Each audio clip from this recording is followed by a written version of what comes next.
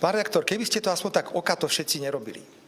Viete, to je totálna obhajoba jednej časti politického spektra voči inej časti politického spektra.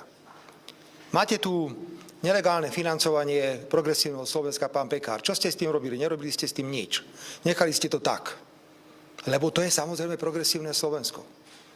Máte tu rodinu, ktorá sa priživuje, kde jedna sa natriasa a dostáva od štátu za to strašné peniaze cez celiaké fondy a neviem čo všetko. Máte tam mamu šéfa opozície, ktorá získala 100 000 eur týmto pochybným spôsobom. Samozrejme, toho sa nedotýka. Do not touch.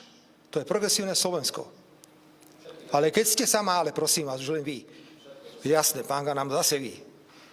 Ale keď príde na zastrešenie mojej zimnej záhrady, tak som dostal asi 190 otázok. Pýtate sa 61-ročného chlapa, štvornásobného premiéra s nadštandardnými príjmami, ako som si mohol dovoliť zastrešiť záhradku na balkone. To je váš prístup. Už je to okaté. Viete, už je to veľa. Už to preháňate. Už to ľudia vidia. Strašne stojíte na strane jednej a čokoľvek sa voči tej strane negatívne ukáže, bojujete za nich ako levy. A v našom prípade čokoľvek, hocáka blbosť. Držím v ruke nejaké pero. Fico má v ruke drahé pero. Aký darček dostane premiér na narodeniny? Dostane 30 pier, dostane 70 manžetových gombíkov, dostane všelijaké drobnosti. Toto je tá politika, ktorú robíte. Už to prestaňte takto okato robiť. Posledná otázka, poprosím, nech sa páči.